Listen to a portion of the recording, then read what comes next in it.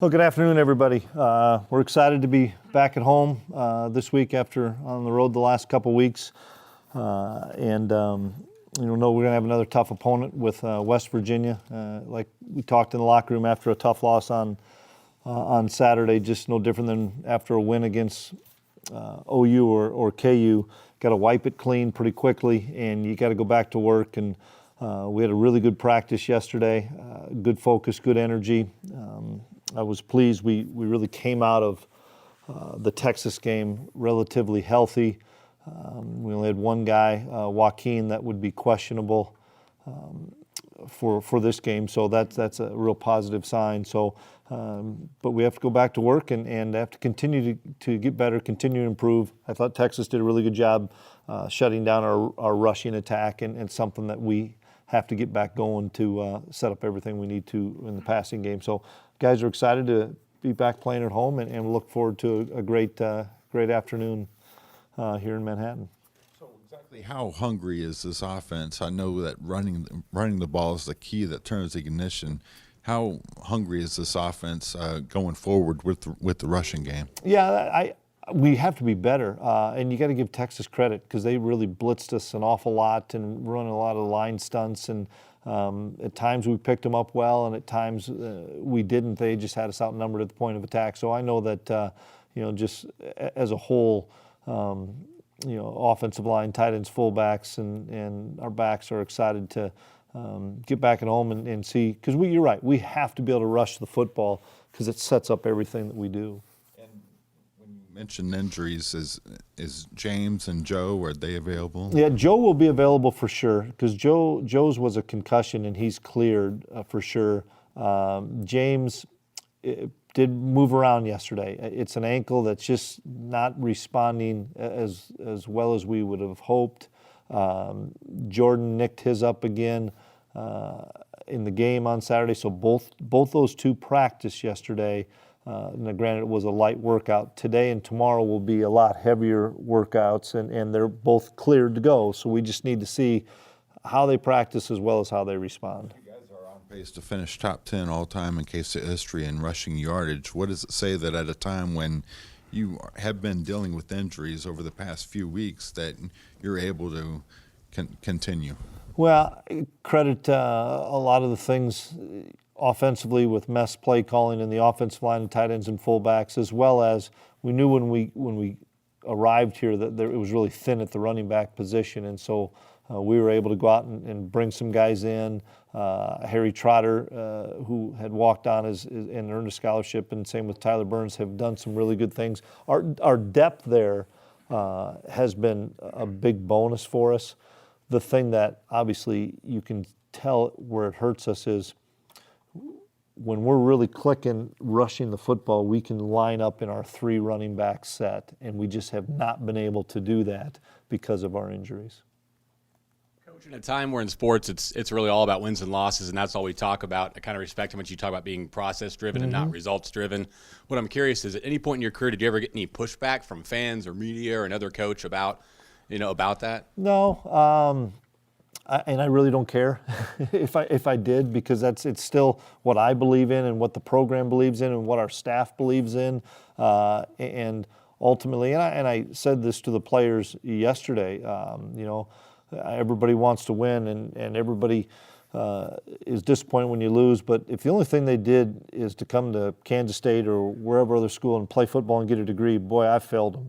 There's so many things out there, and I'll give you a great example. We had Michael Bishop come and talk to the team on Friday night. Really cool experience for those guys that had heard an awful lot about Michael. Ryan Young did our chapel service on Saturday, another former player, and real inspiring message. Those are the things that I want to make sure guys get out of this as well. And so, and that, in my opinion, that's still all a part of the process of battling for one another, so that when times are tough, I don't know if it's on the football field or in life, you have the tools to get through the adversity. And I've been really pleased to see. I didn't know what kind of practice we'd have yesterday. There's some guys still upset, get a little disappointed we didn't win, but it was, hey, we have an opportunity to play at home again. And these seniors got 2 chances left. 2 opportunities is all to play at home. So we have to have a great week of preparation, and that's that process, great week of preparation to give us a chance on Saturday. The Cats logo is old for some people, new for some other people. Can you just tell us how you settled on that and why you like it? Well, a couple things. One, we're celebrating the 150th year of college football throughout the season, and one of our ways to do it here is just for this game to do a throwback and wear the Cats on the helmet. It's something that I think had been planned for a little while, and I was on board and said, it's not something we're going to do and keep the logo. We're just doing it for this game, and something that I think everything in recruiting and stuff needs to be fresh with guys, and so we had said we were going to alter a couple things this year. We did one earlier in the season, and this was another opportunity for us to do it, and I know that they're honoring Coach Snyder during the game, which I think is awesome. Once again, celebrating 150 years of college football, and Bill was a huge part of college football in general, not just at Kansas State. We know what he did here, but I know how much he's impacted so many coaches across the landscape of college football. So I think it's just going to be a great weekend. You got a number of freshmen who are right on that 4-game fence right now. Do you know for sure any that you will keep playing or won't? Well, I think the 2 that we have that I can think of are Khalid and Joe Irvin that are right on that, and our plan is to play those guys right now. Some of it is they're ready, and we still have 4 more games, so I think that would be quality for those guys. And the thing is injuries too. We are still beat up at the running back position, and so we can't just say, okay, we're not going to play a guy. We've got to help the 2019 Wildcat team win as many games as we can. I owe that to those seniors. Follow up just on the process approach that you have, the process-oriented approach. Is that something you've always had as a coach, or what was it that really clicked in to get you there? Developed over time, and a lot of that is a credit to Ben Newman, who's been a part of our program since I arrived here, but was with me at North Dakota State. And I'm a big believer in not being simply a results-based person, organization, company, football team, whatever it is, but enjoying the journey, enjoying the process, because it's a grind. Everybody knows it is, from coaches to players. This is a grind of a season, and you play, you get 12 opportunities, and look how much time you practice and you prepare, and you better enjoy that process. You better enjoy that journey, as well as these guys are going to remember, especially these seniors, they're going to remember their senior year the rest of their life. And it's so fun for those guys to have great memories of, locker room celebrations, on-field celebrations, what they did on a road trip, all those things. And that's still just a part of the process of continuing to get better. And right now, I really believe as a football team, we're getting better. Malik make a play in the open field on Saturday. It looked similar to the TCU play where he wasn't really able to cut. Just how much healthier is he right now? He's probably 85%, to be honest with you. He's had a number of small things that have been nagging, and I was pleased that he made a great play. I mean, he made the kid miss and took it to the house, and that's something that's been missing that he can do for us. And then I know he was sore Saturday or Sunday and Monday, and we need to be smart with Malik throughout the week to see if we can get his legs back underneath him, because he's a difference maker. I don't envision Malik missing any time, but to answer your question, I don't think he's 100%. What do you see from West Virginia offensively? Tremendous skill. Get the ball on the perimeter really fast. That's what I see as my biggest concern, is they have great skill players, wide receiver, running back position, and they get the ball to them in space and create one-on-one opportunities that we have to do a great job of not making it only a one-on-one opportunity, that we have enough hats to the football that we can do a great job of tackling and keeping the cup. But I think they're really an explosive offense with tremendous skill kids. And defensively, what's kind of gone wrong for them?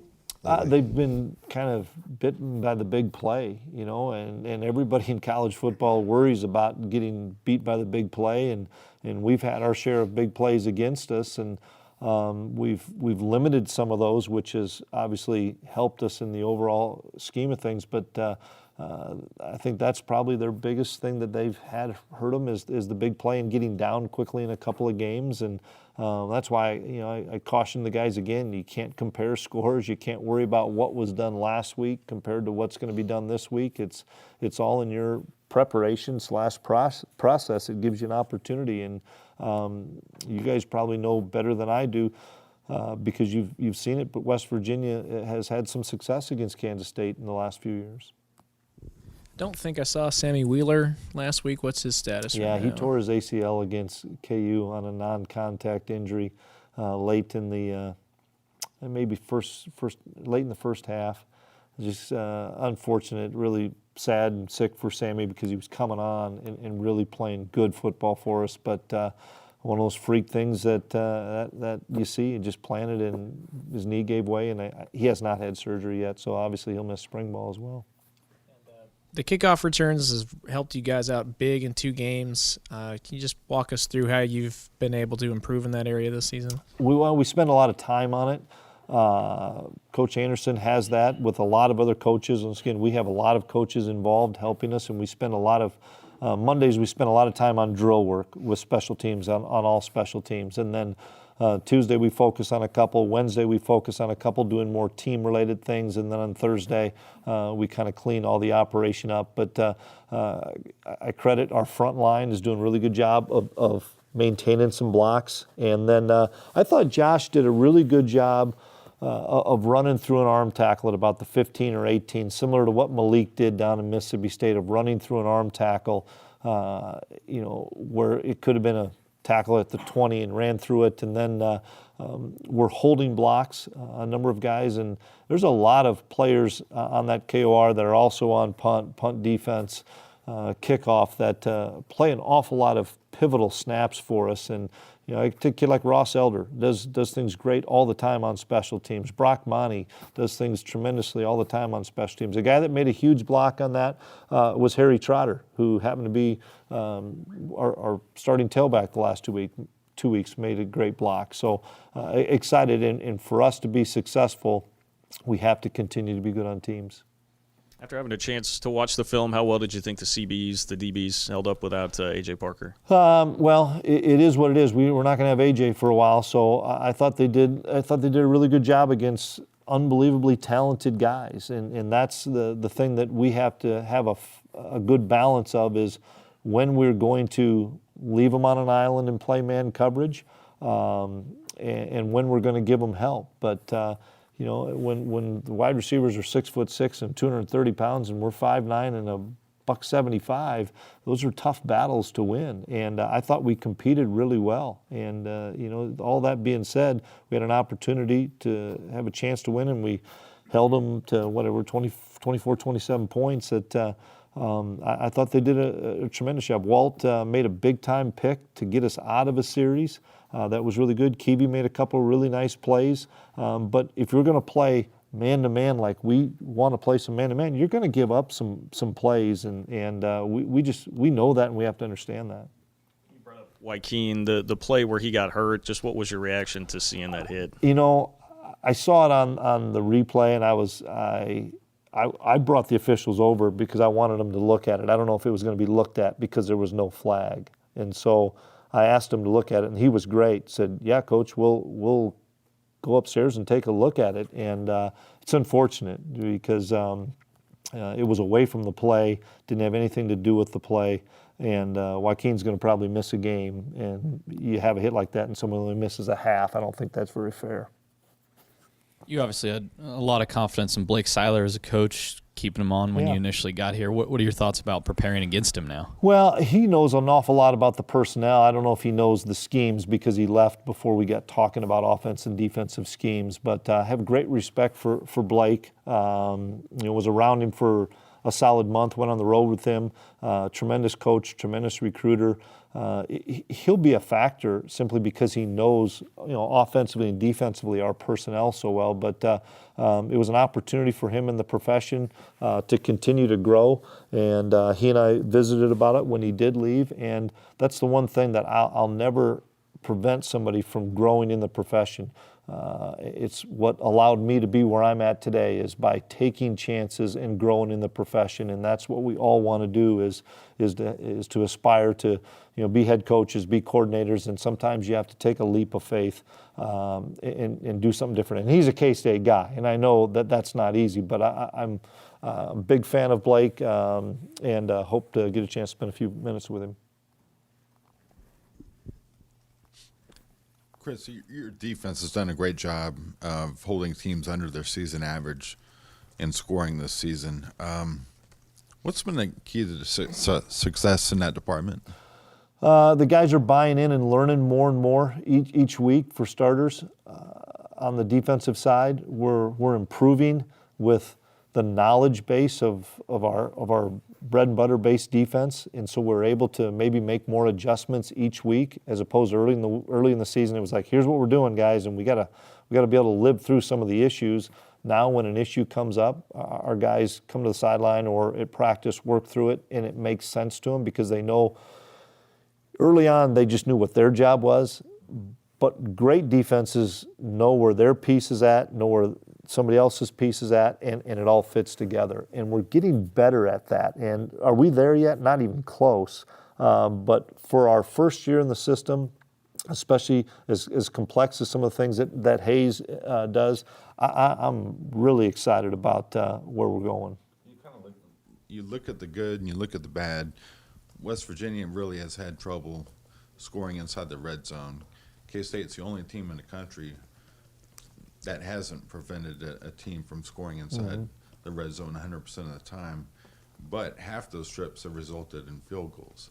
How would you assess the red zone defense this year? Really, really good, and it's a win. I'm a big believer, if you can hold people to field goals, you have an opportunity to win games, because offenses are really good across the landscape of college football, and you can look at the Oklahoma win, and they're in there a few times and have to kick field goals, and very few people prevent teams like that from getting touchdowns. And I think it's a big momentum swing when you are able to prevent people from scoring touchdowns and kicking field goals. And in this day and age of college football, it's points, points, points. And so I've been really pleased with the red zone defense we're playing.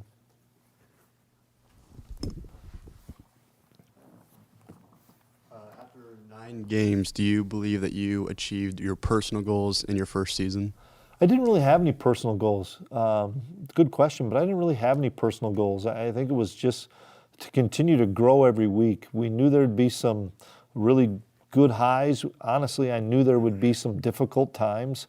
But I guess I'd give myself a better self-evaluation at the end of the whole season, after the regular season and even after the bowl game, just because you don't get a chance to really reflect very much other than the 2 bye weeks, which came so early, and now we've been in a grind like of all grinds in November, that you don't really get a chance to reflect back. But I know I will, but we'll do it collectively. It won't be personally. It will be collectively as a staff, what we accomplished, what we failed to accomplish, because we're still in that boat too, where we're still trying to find a way to click on all cylinders. And so at the end of the whole thing with after the bowl game stuff, we'll definitely get a chance to reflect on it.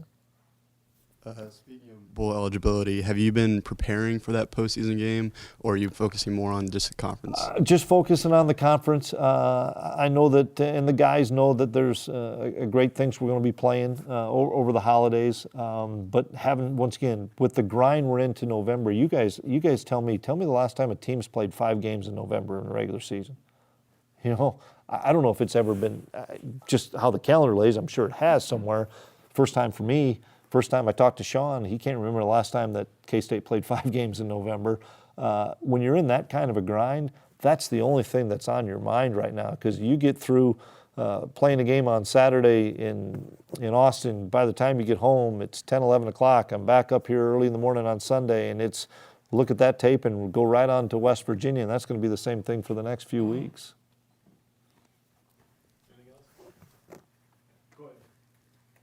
So kind of the past 3 games, Skylar's had to be special in different ways. That first half threw a couple touchdowns against Tech, and then 7 touchdowns over that 2-game stretch. Yep. When the offense is struggling, how much faith do you have in Skylar to put in a special performance? I have a lot of faith, but I want him to still play within himself and try not to do too much. And I think the biggest compliment that I can give Skylar, to answer your question, is he is playing within the framework of the system because we're not turning it over. If you try to do too much, that's when negative plays happen, and all of a sudden you start throwing picks and you start turning it over because you're scrambling around trying to make plays that aren't there. And that's the thing that excites me the most about Skylar is he's done what we've asked him to do at a really high level, playing exceptional football, but always making good decisions to keep us in good position in a game.